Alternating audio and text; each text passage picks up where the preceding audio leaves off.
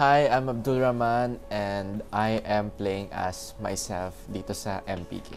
To summarize the story, ipapakita dito yung struggles ko sa UAE, how I really wanted to leave the country and go back to the Philippines, at yung mga gaganap pang mga unforeseen na struggles ko doon and how I overcome it with my mom.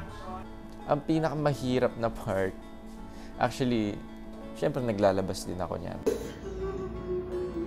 Action! Ma, hindi tayo ng Pilipinas, ma.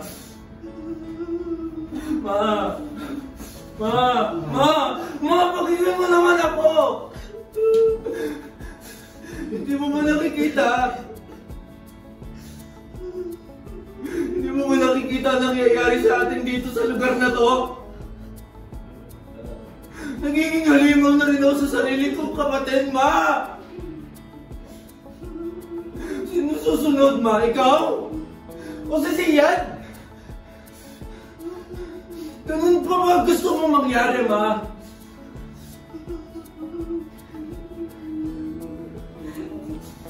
Maraming mawawala sa inyo. Magandang eskwelahan. Maginhawang buhay. Anong maginhawang buhay, ma? Maraming magbabago, Abdul! Tagal ko na gusto ng pagbabago, ma! Kaya kayo buhay mag-isa!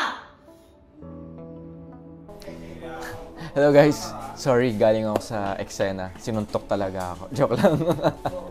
Well, if I could describe my life story in one word, I would describe it as chaotic. Chaotic talaga. Honestly, madaming nangyari. Good, bad. Pero in the end of it all, tanggap pa rin natin eh. Ako po si Gladel Mercado, and ang role ko po dito sa episode ng Magpakailanman is yung mother ni Abdul, na ang pangalan po is Joyets. Itong kunyaring pasa ko sa mukha, ito yung eksena namin sa UAE pa na parang may bugbog factor kami ng mga anak namin. Actually, nung nabasa ko yung script, na-inspire ako na tanggapin kasi talagang nakikita ko yung si Abdul na parang ako nung bata ako. Kasi ako rin yung naging breadwinner ng family namin.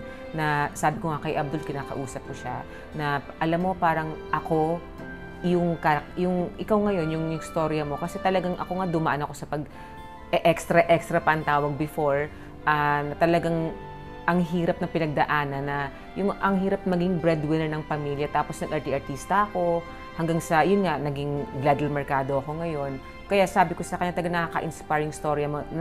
Binabasa ko pangalan yung script, parang naiiyak na ako kasi parang naalala ko yung teenage days ko sa kanya. I'm inviting you to watch the MPK's episode, The Abdul Rahman Story.